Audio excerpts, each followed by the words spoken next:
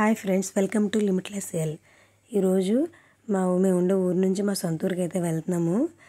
ఒక 8 kilometres distance ఉంటుందన్నమాట. నేను, మా పిల్లలు, మా తమ్ముడు ఒక బైక్, మమ్మీ డాడీ ఒక బైక్ మీద వెళ్తున్నాము.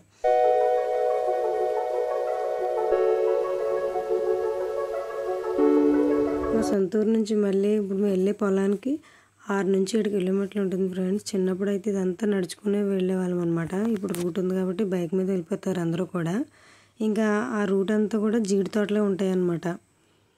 ఆ కొండల దగ్గరలోకి వెళ్ళాలి.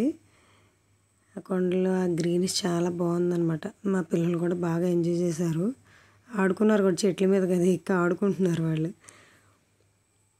దగ్గరికి వచ్చేస్తున్నాము. డాడీ వాళ్ళు ముందు వెళ్ళారు, నెక్స్ట్ మేము. ఇది జీడి పండు అనమాట. ఇప్పుడు వెళ్ళేది మేము జీడి తోటలోకి. డాడీ మమ్మీ ఆల్రెడీ స్టార్ట్ చేశారు ఆడడం. మా పిల్లలు కూడా జాయిన్ అయిపోయారు అనమాట. తాతగారికి హెల్ప్ చేస్తున్నారు. ఇది జీడి చెట్టు.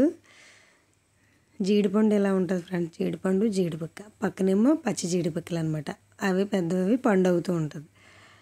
ఇలా గుత్తు గుత్తులు కాస్తుంది. ఆ రోజు నైట్ ఫుల్ గాలి వర్షం అనమాట. అందుకే మొత్తం అన్నీ రాలిపోయినాయి కిందని.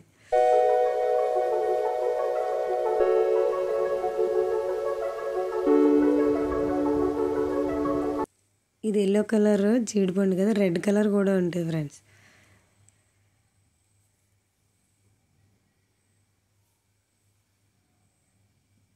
Red colour. మా పిల్లలు చెట్టు ఎక్కి ఆడుకుంటూ ఉంటున్నారు. నేనేమో అక్కడ ఆకుల కింద ఉన్న పిక్కలు అవి ఏరుతున్నాను అనమాట. పెద్ద స్టిక్ పట్టుకొని ఏరుతున్నా.